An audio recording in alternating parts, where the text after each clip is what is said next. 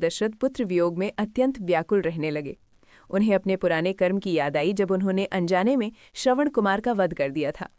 श्रवण कुमार के माता पिता के शाप की याद से उनका हृदय और अधिक व्यथित हो उठा। राजा दशरथ ने श्री राम का नाम लेते हुए अपने प्राण त्याग दिए। पूरा अयोध्या शोक में डूब गया और राजमहल में मातम छा गया। राजा दशरथ का जीवन हमें सिखाता है कि कर्म का फल अवश्य मिलता है। यदि कथा। ननिहाल में रहते हुए भरत को अयोध्या के शोक का समाचार मिला। तुरंत अयोध्या के लिए रवाना हुए। उनके साथ शत्रुघ्न भी थे। अयोध्या पहुंचकर भरत ने अपने पिता राजा दशरथ के निधन का समाचार सुना और विलाप करने लगे। जब भरत को राम के वनवास और स्वयं को राजा बनाए जाने की बात पता चली तो वे अत्यंत दुखी हो गए। भरत ने इस निर्णय को स्वीकार करने से इनकार कर दिया और राम को वापस लाने का संकल्प लिया। भरत का त्याग, उनका प्रेम और उनकी निष्ठा ये सिखाती है कि सच्चा राजा वही है जो धर्म के आगे स्वयं को समर्पित कर दे। यदि ये कथा सी आश्चर्य और भय से उन्हें देखते हैं। ये समाचार जब श्री राम तक पहुंचता है कि भरत आए हैं तो श्री राम को आशंका होती है, कहीं भरत राज्य लेने तो नहीं आए। दूर से ही भरत वनवासी वेश में श्री राम को देखते हैं। वे रथ से उतरकर नंगे पांव दौड़ते हैं और श्री राम के चरणों में गिरकर विलाप करने लगते हैं। भरत रोते हुए कहते हैं, भैया, ये राज्य मेरा नहीं, ये आपका है। पिताजी का वियोग और आपका वनवास, इन सब का दोष मैं अपने ऊपर लेता हूँ। श्री राम भरत को उठाकर हृदय से लगा लेते हैं। दोनों भाई आंसुओं में डूबे हुए एक दूसरे को देख रहे होते हैं। पूरा वन इस दृश्य को देखकर भावुक हो उठता है। भरत श्री राम से अयोध्या लौटने की विनती करते हैं, पर श्री राम कहते हैं, पिता की आज्ञा मेरे लिए सर्वोपरि है। मैं 14 वर्ष वनवास पूर्ण करूंगा। भरत टूटे हुए हृदय से श्री राम की चरण पादुकाएं मांगते हैं। श्री राम अपनी पादुकाएं भरत को सौंप देते हैं। भरत पादुकाओं को सिर पर रखकर प्रण लेते हैं कि मैं राजा नहीं, मैं केवल श्री राम का सेवक बनकर इन पादुकाओं के नाम से राज्य चलाऊंगा।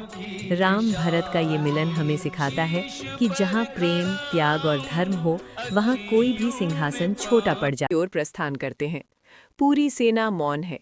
केवल पादुकाओं की महिमा वातावरण को पवित्र कर रही है। मार्ग में गांव नगर के लोग पूछते हैं, क्या श्री राम लौट आए?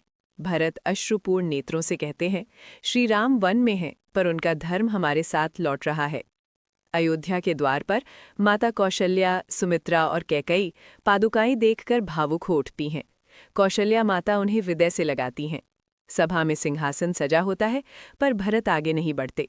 वे पादुकाओं को सिंहासन पर स्थापित कर देते हैं। भरत घोषणा करते हैं, जब तक श्री राम लौट कर नहीं आते तब तक अयोध्या का राजा कोई नहीं। ये राज्य इन पादुकाओं के अधीन चलेगा। भरत राजमहल छोड़कर नंदीग्राम में कुटिया बनाकर रहने लगते हैं। जटाजूट, वल्कल वस्त्र और तपस्वी जीवन उनका आभूषण बन जाता है। प्रतिदिन भरत पादुकाओं के सामने बैठकर राज्य के निर्णय लेते हैं और हर निर्णय में श्री राम को स्मरण करते हैं। अयोध्या समृद्ध होती है, पर सिंहासन खाली रहता है। ये मौन प्रतीक्षा पूरे संसार को धर्म का पाठ पढ़ाती है। भरत का जीवन हमें सिखाता है, सच्चा राजा वो नहीं जो सिंहासन पर बैठे, बल्कि दंडकारण्य के गहन वन में प्रवेश करते हैं। चारों ओर घना सन्नाटा, तपस्वियों की कुटियां और यज्ञ हवन की सुगंध वातावरण को पवित्र करती है। वनवासी ऋषि मुनि श्री राम को देखकर भावुक हो उठते हैं। वे कहते हैं, राजा होकर भी आपने वनवास स्वीकार किया प्रभु, अब ये वन सुरक्षित है। ऋषि बताते हैं कि राक्षसों के आतंक से यज्ञ भंग हो जाते हैं। श्री राम शांत स्वर में प्रतिज्ञा करते हैं, जब तक ये शरीर है तब तक अधर्म को यहाँ स्थान नहीं मिलेगा। मार्ग में भयानक राक्षस विराध का सामना होता है। उसका अहंकार, उसका आतंक सब श्री राम के धर्म बाणों के आगे नष्ट हो जाता है।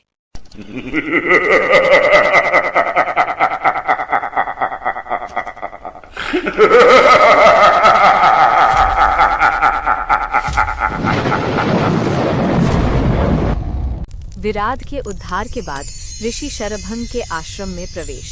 शरभंग ऋषि ब्रह्मलोक गमन से पूर्व श्री राम को आशीर्वाद देते हैं, आपके हाथों अधर्म का अंत निश्चित है। आगे श्री राम सुतीक्ष्ण ऋषि के आश्रम में कई वर्ष बिताते हैं। वन का हर कण उन्हें अपना रक्षक मानने लगता है। अंततः वे पंचवटी पहुंचते हैं। गोदावरी तट पर लक्ष्मण कुटिया बनाते हैं। यहीं से आरंभ होती है राम कथा की सबसे निर्णायक लीला। पंचवटी में शांति है, पर यही शांति आगे आने वाले महासंग्राम की भूमिका लिख रही है। वन में रहकर भी श्री राम राजा हैं और अयोध्या में रहकर भी भरत सेवक है। यही रामायण का सत्य है। धर्म पद से नहीं, चरित्र से महान बनता है।